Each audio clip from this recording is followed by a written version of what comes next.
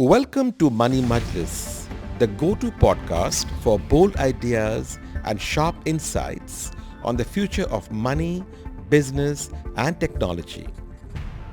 We are at the end of January 2026, and this is the last episode, yes, the last episode of Season 2 of Money Majlis. How time flies. But before I introduce this episode to you, I want to say a big thank you to you, my listener, for being just that, a good listener. Thank you for your patience, for your love, and for your feedback. The reason Money Majlis is now the number one podcast in banking and technology in the Middle East and has an audience in 110 countries is because of your listenership. So thank you. Thank you very much from the bottom of my heart.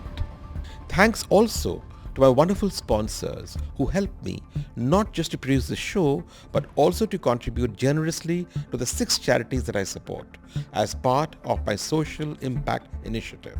So thank you Aquanow, Intellect Design Arena, Ian Etisalat, Emirates NBD, and Network International. I am grateful to all of you. Do remember, dear listener, that you can now view all past episodes of both Season 1 and Season 2 on moneymajlis.com.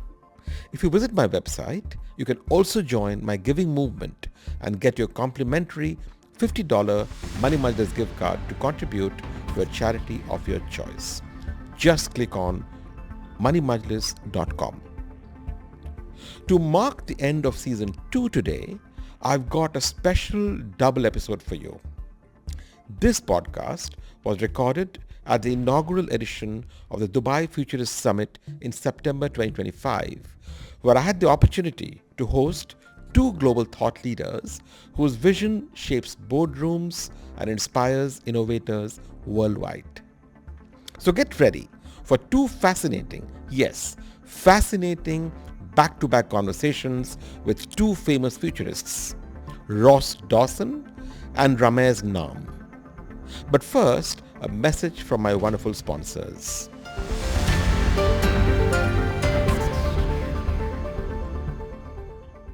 Money Majlis is proudly supported by Aquanow, the premier crypto-as-a-service provider, now building in partnership with the top financial institutions in the Middle East. Discover more at aquanow.com. Money Majlis is brought to you by E&, a global technology group.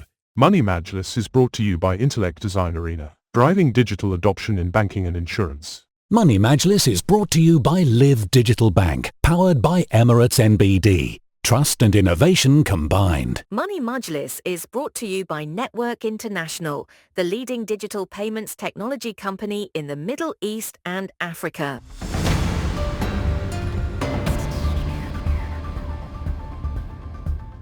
My first guest today in this special episode of Money Majlis at the Dubai Futurists Summit 2025 is Dawson, best-selling author, futurist, keynote speaker, and leading expert on digital transformation.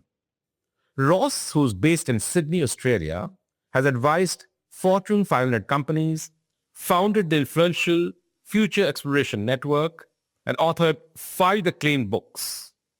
His seminal book, Living Networks, first published in 2002 and updated for its 20th anniversary, easily predicted the rise of social media and connected economies. It was credited by the New York Times for foreseeing the digital revolution. His latest book, Thriving on Overload, equips leaders to turn information deluge into opportunity, drawing on neuroscience and practical strategies.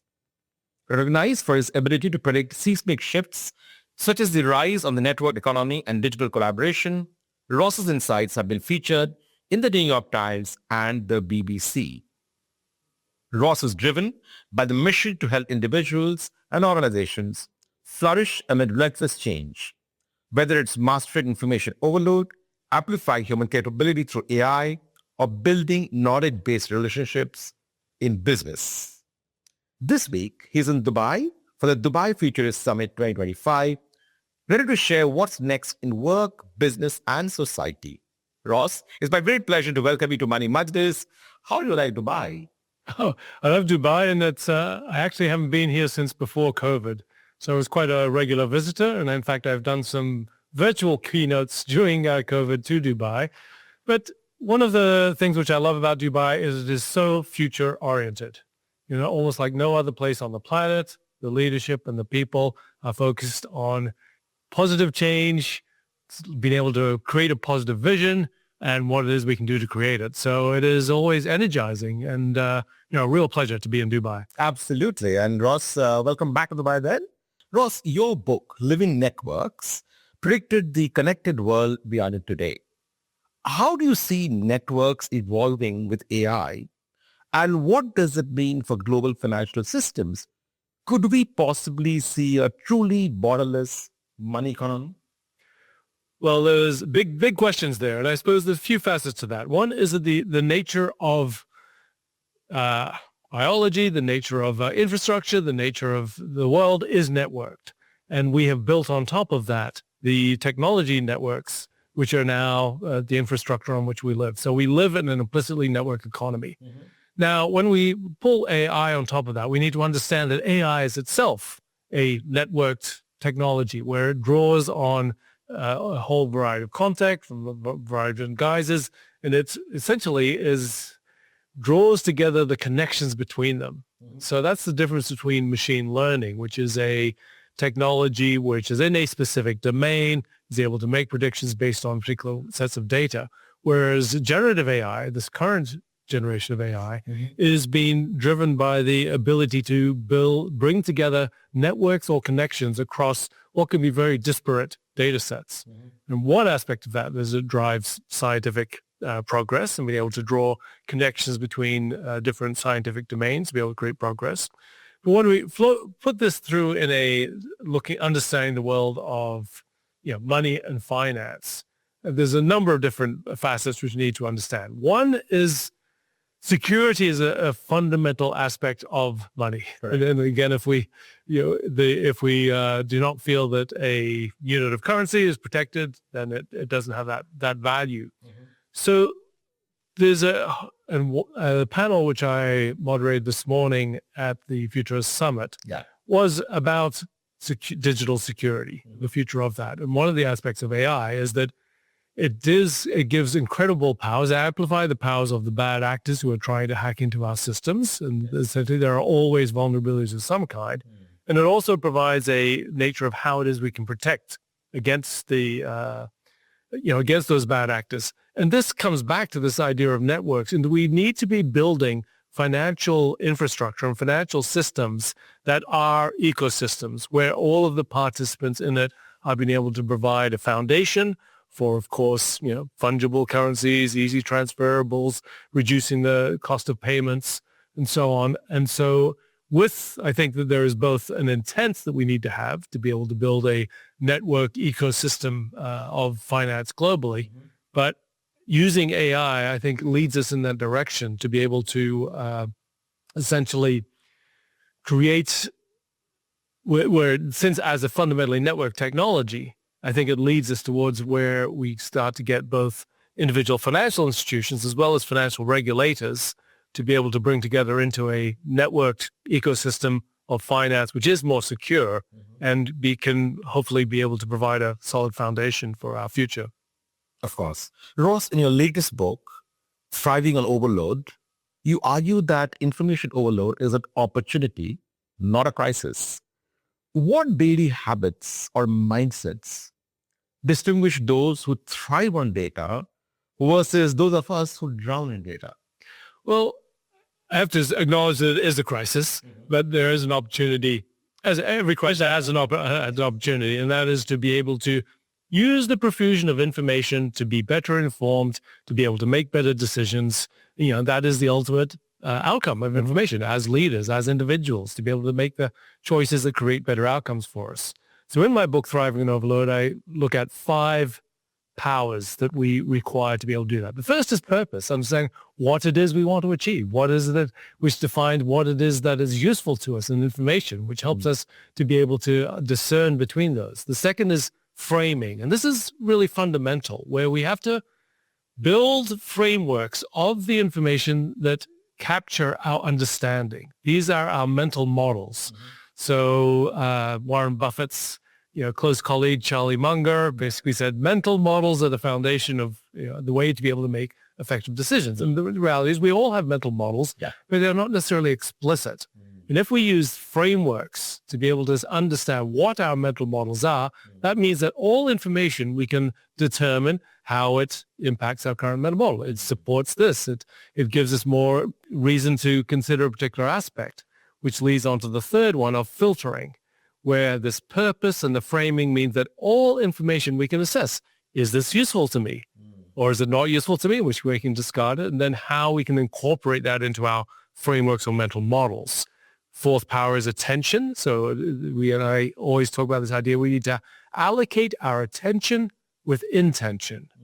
And given our purpose, what it is we want to achieve, we require the disciplines. The nature of our brains, of human brains, is that we tend to go in all directions. Right. And does require some training and some discipline. Meditation is a useful discipline, or just anything where we are focused for a period of time helps us to be able to make sure that we are allocating our attention well. And the fifth discipline, which is critical, particularly in the age of AI, is synthesis, is pulling together all of the information, the ideas into a coherent whole, into an understanding of the system so that we can be aware of change, make sense of the extraordinary acceleration we're seeing, and to make effective decisions. Amazing. But Ross, is it a challenge of attention spans that is affecting us today, in the sense that data sets are getting more complex, whereas the attention spans are getting lesser and lesser, right? I mean, there's a theory that our attention spans are less and less than goldfish. How do we marry the two to look at data holistically in the short attention span we have? There's really two elements to that. So yes, all the data we have suggests that our attention span is reducing, and that is a reality. And that goes back to our opportunity. You'll say, well, even with all of these things which are fragmenting and pulling my attention away, I will still maintain my attention. And that is going to be increasing differentiator between those who do maintain attention and those who are fragmented. But in the broader sense, there's really two things. The way in which we design our information interfaces, and this is where AI can be very valuable in being able to take a vast amount of information and present it in useful ways. And that's not just in text. I think a lot of the next generation of how AI will work will be providing visual or other information in ways where we can say, here's a lot of information. This is what is most relevant to you. This is how to assess it. So it's a combination of designing our information interfaces and developing our information skills and capabilities. And together, this means that even as we have more and more data and information, we can be more effective decision makers. Superb. Ross, you amazingly predicted the impact of social networks and digital collaboration decades ago. What's the next network revolution on the horizon that most leaders today aren't ready for yet?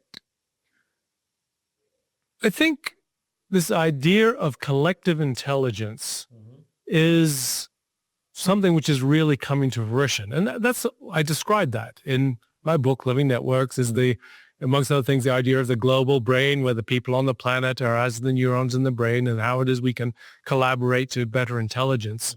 And this does require the skills and the capabilities that I do lay out in Thriving on Overload as well. This is around our cognition and our attitudes. But we can now design the architectures, the ways in which we can combine that. So the best way to think about an organization is a collective intelligence. And the reality is many organizations, the collective intelligence of the people there is less than the intelligence of the individuals. Get some incredibly smart people, but together not able to make effective, timely decisions and to work effectively. And so now I think that in this world of humans plus AI, where we have capable humans augmented by AI and create the structure of organization so that humans and AI come together well, this is an opportunity for where the networks of insight, including not just the insight of humans, but also the carefully positioned complements of AI agents and intelligence, can create a system which truly is superior to the intelligence of the individuals. That brings me to my next question. How could professionals future-proof their roles and skills as AI becomes a core collaborator? So you're mixing up human intelligence with AI, should the humans be worried about their own skills? I think there's a few layers for concern, but those are useful in order to be able to inform how it is we respond. So one of the first realities is that many jobs of the past will be changed in the future. Some will disappear entirely or perhaps or significantly, such as, for example, truck drivers. In whatever period of time, it might take a long time or a short time, but some of those roles will change, will disappear, others will change. So we need to recognize the reality of that, in which case we need to respond to develop our capabilities. The other very significant one is this risk of cognitive devolution, where essentially we use AI too much. We say, oh, that's a good answer. I'm not going to read it too hard. I'll just use it, as opposed to using our own cognition, this idea of cognitive offloading. So there have been some research studies recently which have shown that in some situations that more people than not tend to essentially perform less well because they are devolving too much to AI. So the response to that is a fewfold. One is we need to learn to use AI, and the only way to learn to use AI is to do it. So you can do courses certainly, but more is around saying, well, what is it that my job requires me? What is it I want to achieve in my personal life? And say, I will try AI and I will see, oh, it doesn't work well here, but let me try something different. And to keep on learning by doing.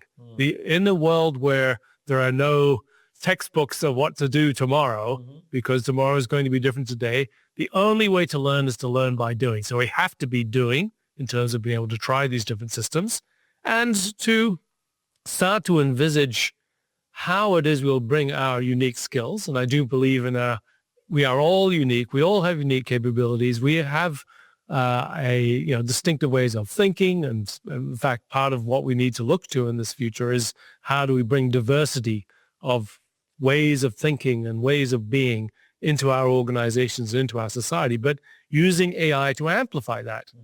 And again, this sort of risk opportunity, one of the risks is that the overuse of AI homogenizes us, and we all start to sound like GPT. Correct.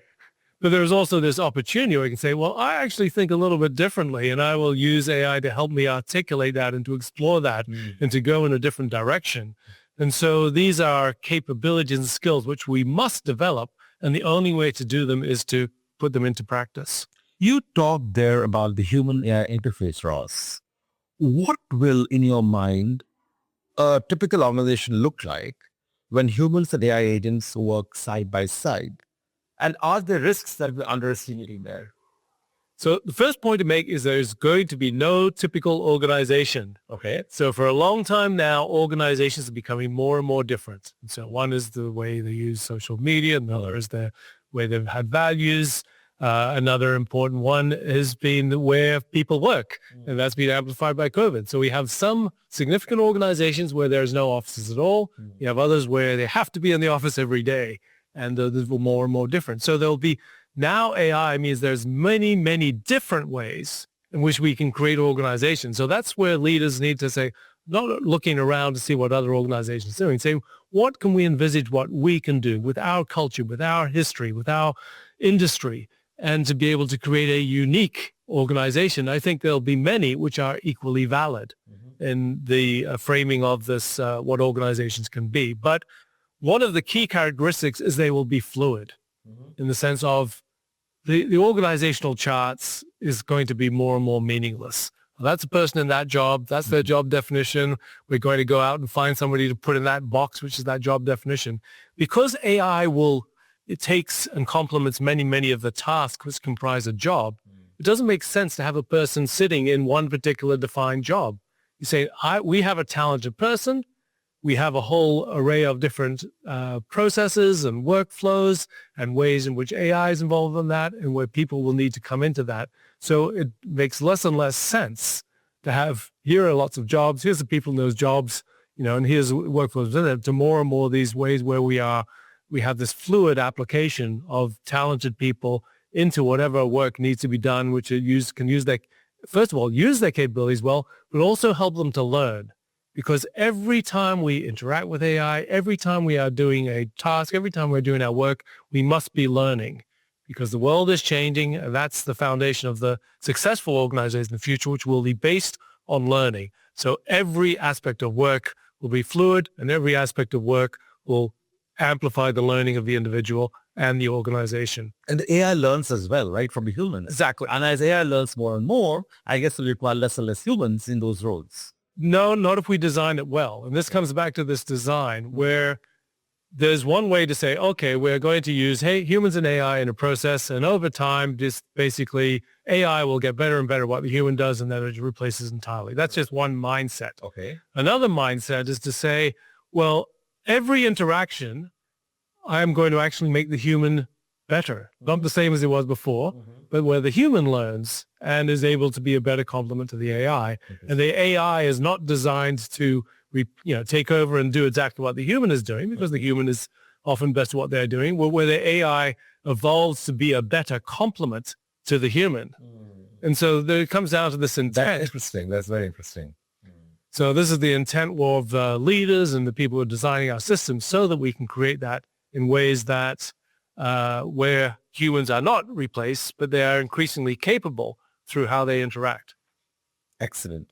Ross, you consult widely across sectors. Which industry do you think will be the most radically transformed in the next 5 years, and why?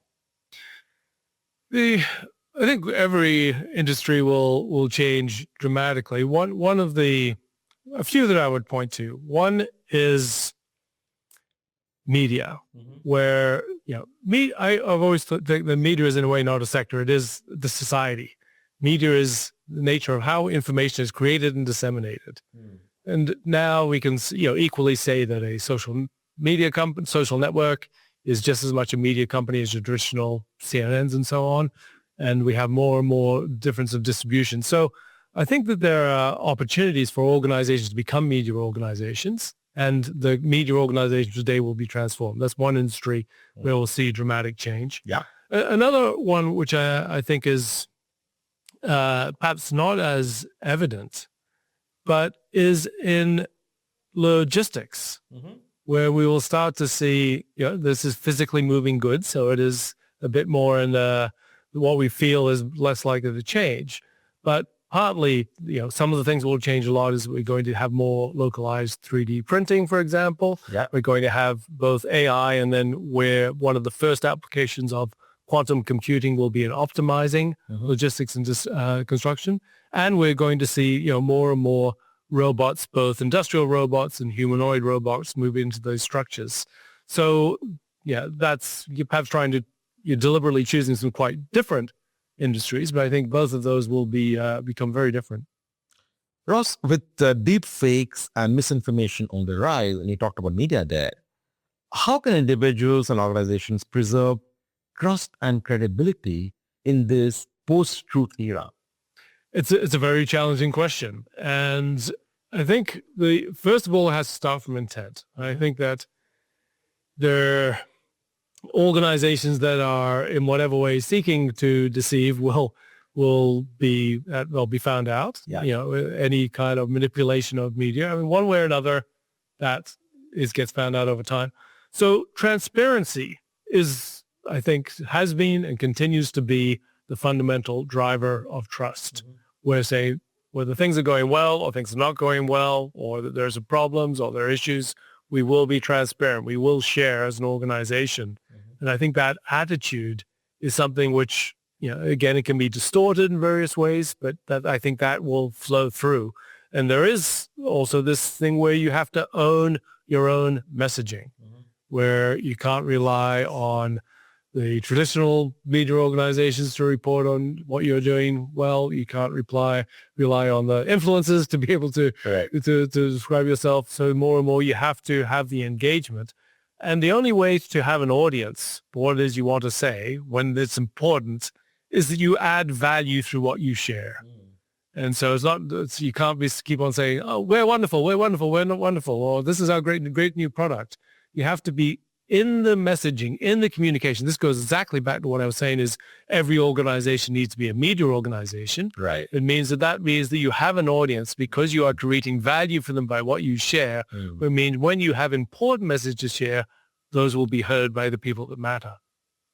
Amazing. Ross, leaders today must navigate constant disruption. What are some of the traits you think, let's say the top 2 or 3, that you believe tomorrow's successful CEOs must develop to stay ahead? One is vision. And, of course, we've always thought that leaders need to be be visionaries, but more than ever, because the world is increasingly uncertain, the pace of change is accelerating. And this is not about predicting the future. This is saying, I have a vision for what is possible or what might be possible for our organization, for our industry, for our community, for society. And that, again, is something which draws, is compelling, which people are drawn. Yeah. It's so much uncertainty, so much fear, really. So being able to be an excellent at both envisioning that future and being able to communicate. And that goes back to what we were saying about the future of work, where in order for people to be engaged and see the positive future of work, the leaders need to envisage and to communicate, this is the positive future of work that we see for you as our employees. Another fundamental one is the ability to deal with ambiguity, be comfortable with ambiguity, and to be good at resolving paradoxes. So there are paradoxes and tensions. Throughout, we've been talking about there are risks and there are opportunities. Right. And that's just one of a whole array of paradoxes that we have today. And a leader must be able to bring together the different perspectives, the opposing perspectives and views, and in order to be able to come back and understand, say the world is ambiguous. There is no clarity. Back decades ago, a leader might be able to be crystal clear on this is the way things are. And I think a leader must acknowledge, be comfortable themselves, and to be able to communicate that comfort with ambiguity, and ultimately to be a communicator, and that requires empathy, which doesn't mean necessarily that you are doing what everybody wants you to do, but simply to understand the perspectives in order to be able to communicate in a way that will engage. Got it. My last question, Ross. If you were to give one piece of advice to my listeners, not all of our CEOs, about preparing for the next decade of change, what would that be? First of all, you must believe a positive future is possible. Okay. And so some people might find that difficult. They say, oh, everything's going bad. Yeah. The first step is to say, when I look at the world and when I look at things, I can find and there's somebody inspiring there, and I can see that there is some way in which we can get to a positive future. And once you believe that, you might not think it's likely. You might think it's next to impossible, but as long as you believe it is possible to create a better future for yourself, for your organization, for your family, for your community, then you have the responsibility to do whatever you can to push things in those directions. Right. And so I think this first thing is to say, I'm not telling people you have to believe the future will be wonderful, but you must believe that it is possible. And once you see that possibility, then that's what should inform your efforts as to what it is you can do, which will make that positive future more possible. Excellent. Ross, thank you for the electrifying dive into AI, into networks, and thriving futures. Key takeaways for me: embrace overload as an opportunity, build trust in ecosystems, and design work that amplifies humanity. Thank you, Ross, for that, and for also donating your $1,000 Money Majlis gift card to the World Central Kitchen. Any last comments? It's a delight to speak with you, Suvo, and providing this opportunity to get these messages out. And I hope to see you back in Dubai soon. I hope so too. Before I introduce my next guest, I would like to remind you to visit my website, moneymajlis.com, to view past episodes and to participate in my giving campaign. For every episode I publish, 50 listeners get the chance to get a free $50 gift card that they can redeem for one of the 6 charities featured on my website. All profits from this podcast go to global and regional causes. It is my small way of converting conversations into social impact. We are at the inaugural edition of the Dubai Futurists Summit 2025, and here is a quick commercial break before I invite my next amazing guest. See you soon. The financial world is changing fast. Institutions need to meet the growing client demand for crypto financial services, but they need a battle-tested platform to build upon. AquaNow is a leading crypto financial services platform, powering incumbent institutions to launch crypto brokerage, payments, and remittance services for their clients, securely and at scale. Be part of the transformation. Visit aquanow.com today.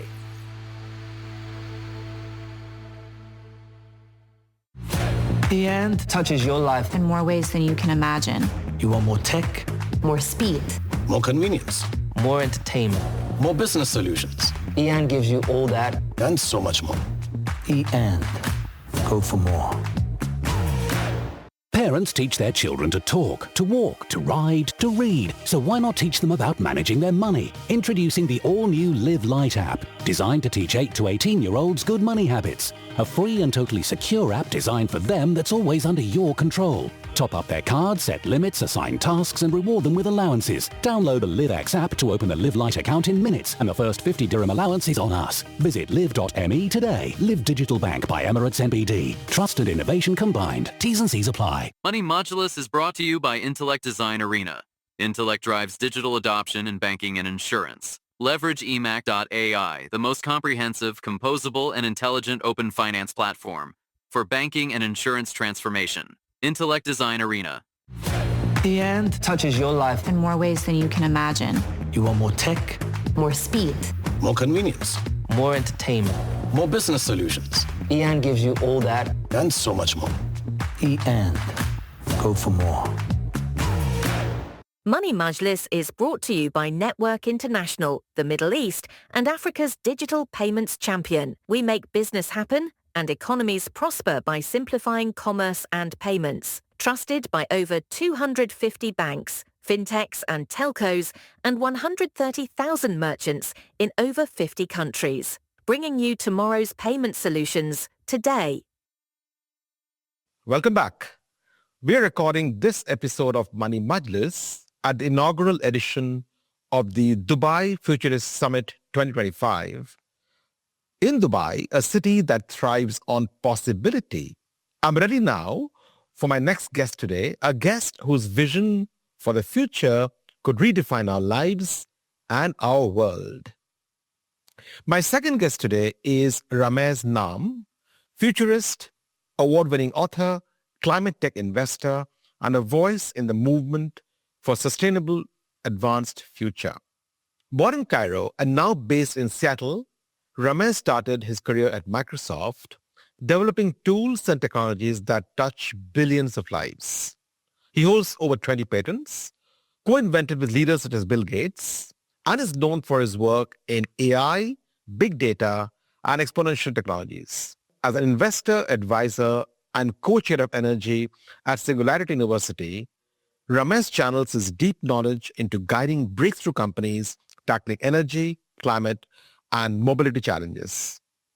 His Nexus trilogy explores the ethical and societal consequences of brain-computer links, raising critical questions about what it means to be human.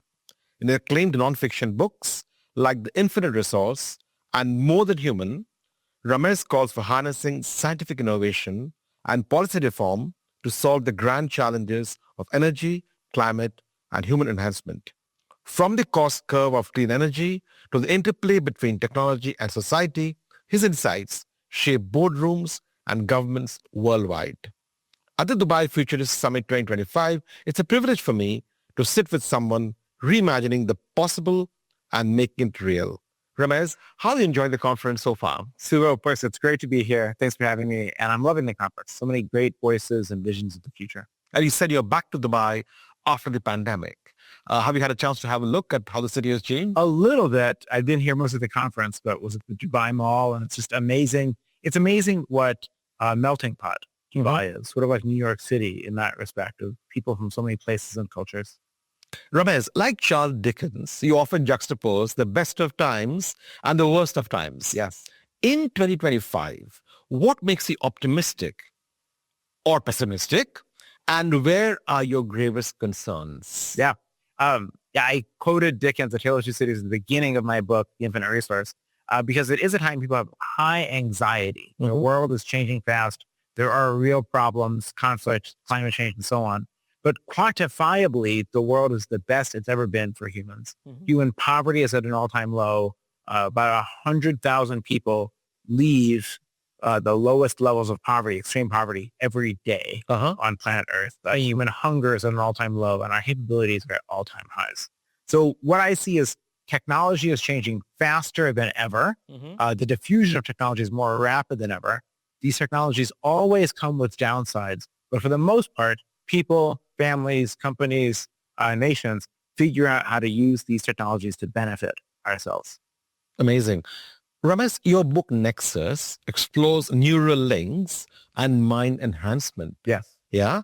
How close do you think are we to a reality where human brains are networked, and what ethical lines should never be crossed? Yeah, good questions. I think we're actually quite distant from human brains really being networked. Many things are exponentials. The number of electrodes we put in an implant in a human brain doubles every 7 years. And so the top of the line systems from Neuralink are 1,000 electrodes. The brain has 100 billion neurons. So we're quite some distance. But when I wrote Nexus, well, the tech I put in there was primarily neural interfaces and some AI and so on. It was really a parable that could be applied to any form of information technology. Because some of the core questions was, who gets to decide? Who has control? What can individuals decide versus governments in large part? And how does the ability to communicate affect the shape of society? And I think all of the questions about brain technologies apply to our phones and our tablets and so on. Yeah. And for the most part, for decades, I've seen information technology as inherently democratizing, as putting more power in the hands of individuals, as liberalizing and opening up societies, allowing people to just share their ideas. I will say I did not anticipate the degree to which information technology is also a driver of rage and conflict and polarization. So that's a challenge I think humanity has to solve. And I think that is it's not the technology, it's a business model problem because fear gets attention, fear and outrage, finding some examples in bad that happened, even though it has a 1 in a million chance of happening to you. Let's put it all over the media again and again and again. That gets eyeballs, it gets clicks, it makes money. Outrage. Let's find something that someone you disagree with said that is the most outrageous statement possible. Let's broadcast that as this is what all people on the other side of the political divide think. And it gets clicks and time on the app and so on. And that is not the technology. It is the business models around it. And that's something we have to fix. Interesting. Your book, The Infinite Resource, argues that ideas are humanity's best hope. Yes. Very well said. But tell me, Ramez, are innovation and technology enough to solve climate and resource crises, the kind we're seeing today? Or do you think we need a shift in economics and politics too? Yeah, it's a good question. So what I portrayed in The Infinite Resource is that knowledge is the infinite resource. It is the one resource we have that can replace or magnify the impact of land, labor, energy, time. The right innovation can replace a scarce resource. And it's the one natural resource we have that's always growing over time. And that helps us a lot, but it does require policy as well. I'll give you an example. Solar is now the fastest growing energy technology ever. It is, about 90% of new power generation in the pipeline is solar. Electric vehicles are more than half of all new sales in China. Those technologies are now spreading because they've gotten really cheap. But when they started, let's say the 1990s, they were incredibly expensive. These technologies all follow a learning rate, which says that the more you deploy, the lower the price gets. Price drops quite fast on them, actually. But when they were very expensive, nations like Germany or Norway or much of the rest of Europe subsidized them heavily, and that scaled them and drove them down in cost to where they are now. And so we still need policies like that to scale technologies in other sectors, heavy industry, making cement and steel, for instance, fueling jet aircraft. There's many other places we haven't made as many inroads. And policy has, I think, an amazing role in bootstrapping the technological solutions for problems. And the 60% of solar panels apparently being manufactured in China, Do you expect China to be the next superpower for green energy? Yeah, I mean, China's a manufacturing superpower, but I don't think that's as much of a problem as other people do. Maybe for batteries have utility in warfare. You get with drones and so on. But for solar, I'm not so threatened by buying the panels from China. If they're the cheapest, best bang for your money, that means it will replace fossil electricity more rapidly. And it's not like buying oil. People talk about energy dependence if a nation, Europe, buys oil and natural gas, more importantly from Russia. Yeah. That puts them in a state of dependence because if that flow of natural gas just stops, it hurts European economies. Solar is different. Once you've bought the solar panel, it keeps producing for 30 years. So China is the undisputed superpower in manufacturing all of this stuff. And I'm happy to be a customer. Okay, and as an investor, Ramez, where do you see the most overlooked opportunities in climate tech today? And what excites you, if anything, about the Middle East? Yeah, it's very interesting. Well, let me start with the second. I mean, the Middle East has this abundance of sunlight. That's quite remarkable. And here in the UAE, we've seen some of the lowest cost solar deals ever of giant solar farms and the electricity they produce being, less than half, 40% of the cost of natural gas electricity. We've seen similar things in Saudi Arabia. And so leveraging that enormous sunlight to become clean energy powers, which spares fuel that can then be exported, perhaps, I think is something we see happening. And I think it's also great to see that the UAE in particular, bit of a tangent, is using the wealth that comes in through oil to try to build a knowledge economy, try to build a tech economy, a startup economy. Here in Dubai, especially, now we see it in Abu Dhabi. I think that's very, very smart. In terms of what's overlooked and exciting to invest in, I mean, there's so many sectors. I try to invest by saying, let's assume these trends continue. This technology keeps getting cheaper like this. It keeps growing at this pace. What are the bottlenecks that are coming? And the biggest bottleneck right now is the grid itself, the poles and wires. You're right. And that's especially becoming a problem as data centers for AI scale very, very rapidly. So there's a lot of opportunities and smart things to do in powering data centers, in creating flexibility so they can sort of go up and down, and get greater efficiencies in AI chips. And EV charging is the second one as far as rapid growth. And there's lots of things we can do there to be smart, to software control when this load happens, to use electric vehicles as batteries to back up the grid. Virtual power plants we talk about, using distributed solar and batteries and EVs as a resource for the grid. All of that software controlled, I think is very exciting. Now, in your TED Talks, Ramez, you talk and you call for faster action on clean energy. Why are we still lagging, and what radical changes must governments and business leaders embrace? So globally, it's growing at a blistering pace. Solar doubles every 3 years, or the pace of solar deployment. And batteries are growing almost twice as fast as that, and EVs are growing. This year, grew at 30% also. I do think in the U.S. and in Europe, the biggest challenge to growth is not a lack of government subsidies and anything like that.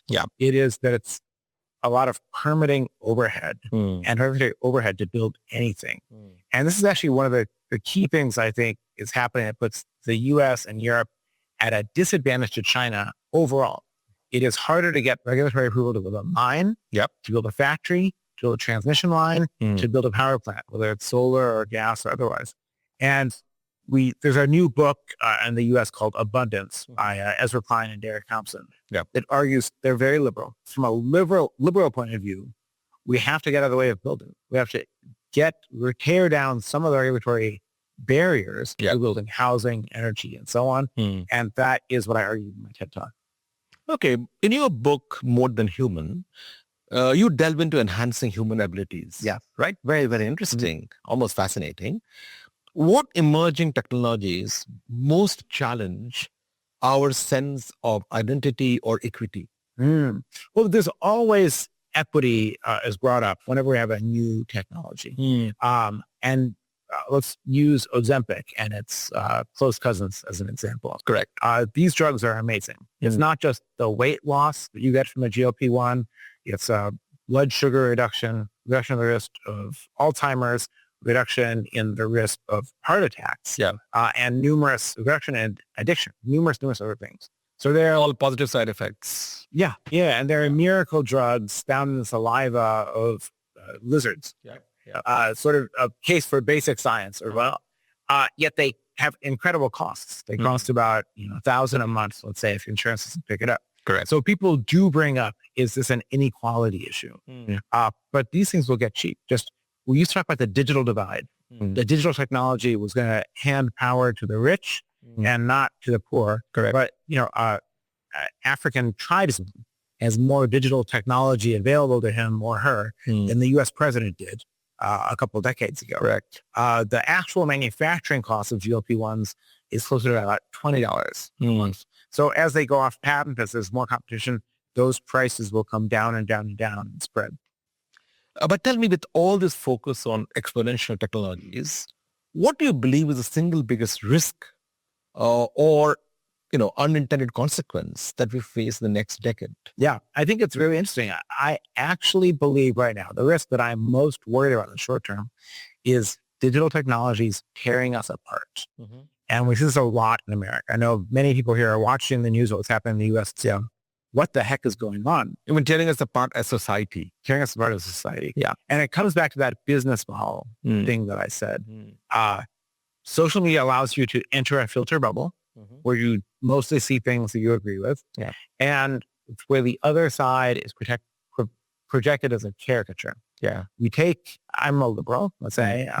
We take something that someone on the far right has said, who's not even very important. Yeah. It might be it might even be a bot. Yeah. Says something terrible and extreme. And then a liberal amplifies it and says, look at how terrible the other side is. Correct. And you start to get the impression the other side is purely evil or purely dumb. And that's rewarded. Those sort of dunk tweets when you're attacking somebody else, showing how stupid they are, do well. People retweet them again and again and again and again. Correct. And, I think I could say it happens more on the right, but on my side, I see people making a caricature of other people's views. And that, I think, might only get worse with AI. We have studies now showing that AIs in text-based forums are more effective than the average human at persuading someone. So how long until we have personalized AIs? Say, we want to change Suvo's mind on this. Yeah. You're in some chat group. You don't know that it's an AI. It knows everything. It watched your podcast. Correct. It knows how you think. And slowly, insidiously, it's trying to change your mind on something. Scary. That's coming. I mean, that might be here now. So there's loads of bots online. That concerns me. But talk of AI, Ramez, what are the real economic disruptions you think are coming from AI? And how should societies prepare for it? Yeah. Well, I think first and foremost, I believe AI will increase our overall abundance. It will increase society's ability to produce. It'll increase society's ability to design new physical products, new medicines, new energy systems, all of that. I think the biggest challenge is this too, maybe. One is, are we going to see technological job loss? We've predicted 11 of the last large ways of technological job loss. The only one we've only seen a couple, really. Yeah. And we predicted it happening again and again and again. It hasn't happened. So I'm uncertain if it will happen this time. But this is the biggest risk, biggest time of risk we've seen in that. And it's not, we think technological job loss would come to laborers. Yes. It's going to come to people doing white collar work that is more repetitive or more junior. And I think there's a real risk of that. And I think society has to, one, have sensors out there to accurately measure what's happening in the market. Two, we have to think about retraining and reskilling of people. We need to be experimenting with that. AI should be one of the most amazing technologies ever, helping somebody learn a new skill, but it's not really being deployed that way. And finally, think about the social safety net that gives someone who's lost a job time and proper incentives to reskill and retrain for the new jobs that are going to be created. Absolutely. Ramez, Just moving to a bit more personal question, what personal failures or setbacks have most informed your thinking as a futurist and as an investor? The list is so long. I don't even know where to start. Okay. I'll say this. My track record of predicting the future has been mostly quite good, but there are technologies and areas of science I thought would move more rapidly that have not. And one of those we talk about a lot, longevity tech. In 2000, 2001, several years ago now, more than 2 decades, I wrote a few chapters of the book More Than Human on longevity. And I surveyed all of the most promising longevity technologies and sciences of the time. And I captured what their proponents and the scientists thought was going to happen. And none of it happened. Really? Yes. So I think one thing, if I'm very honest with society, the technologies that change and improve rapidly are digital technologies. Nothing else moves at that same pace. We've seen clean energy move at a very, very rapid pace, faster than expected, but still not like digital tech, whether it's phones or AI. And biological tech is, what to say, medical science? No, it's so messy. Yeah. The human body, the genome, the trillions of cells in your body that each have, I don't know, billions of proteins inside of them interacting are just so hard for us to understand. And they're so full of side effects. As a computer scientist, when you write software, you have encapsulation, you have separation of components. So the thing that happens over here can't affect this function over here. So that's how we like to build things. Because it's simple for us. There's few unexpected side effects. The human body and brain are not like that at all. Everything is so ever intertwined. So you modify one gene or one small molecule drug hits one receptor. You know it's going to do the thing that you want. Half the time, at best, it does. And you don't know about all the other side effects. And so I think people dreaming of, longevity, escape velocity, or of rapid regeneration of people, it should happen, but I don't think so. It's just so complex. And finally, Ramez, if you had the world's policymakers listening for 1 minute, what is a single urgent action you would ask them to take right now? Well, one very simple one. I'm not a proponent of major AI regulation.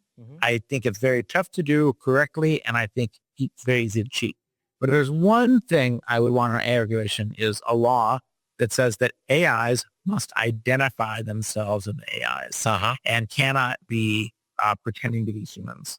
That might be hard to enforce, but I think severe sanctions for people using AI to pretend to be a real person are appropriate because they're such powerful tools of manipulation. Excellent. Ramez, thank you for delivering clarity and hope on our journey to the future. From the power of bold ideas to the responsibility of wielding new technology, your work reminds us the future isn't something we inherit. It's something we shape with every choice and every challenge. Thank you, Ramez, for that. And thank you also for donating your $1,000 Money Majlis gift card to the World's Central Kitchen. Any final thoughts? Well, as you said, we are not passive parts of the world. We create the future. The choices we make help shape it. And that's a call to action for everyone. And it's a reason that I have hope. Thank you. Thank you for joining me on Money Majlis. Money Majlis is proudly supported by Now, the premier crypto-as-a-service provider, now building in partnership with the top financial institutions in the Middle East. Discover more at aquanow.com. Money Majlis is brought to you by E&, a global technology group. Money Majlis is brought to you by Intellect Design Arena, driving digital adoption in banking and insurance. Money Majlis is brought to you by Live Digital Bank, powered by Emirates NBD. Trust and innovation combined. Money Majlis is brought to you by Network International, the leading digital payments technology company in the Middle East and Africa. So that brings us to the end of Season 2 of Money Majlis. It has been a pleasure, a real pleasure and privilege to have your company over the last 30 interesting episodes of Season 2. We heard from an array of movers, shakers, and opinion makers on a wide variety of topics, from banking to fintech to advertising to education to movies and more. Thank you for your time, dear listener. Thank you for making Money Majlis the #1 podcast on banking in the Middle East. And thank you, of course, for joining my giving movement on moneymajlis.com. I will see you soon on an all-new Season 3, starting in a couple of weeks. So please keep following Money Majlis and sharing it with your friends, family and colleagues. Money Majlis is conceived and scripted by me, Suvo Sarkar. It is produced by Sabine Ajkar at Podster and distributed by Hani Muhammad, also at Podster. My giving partner is Ragini Sarkar at Good World. Until next time and until the next season, Season 3, this is Suvo Sarkar saying Ma Salama. Stay curious, stay well and stay good.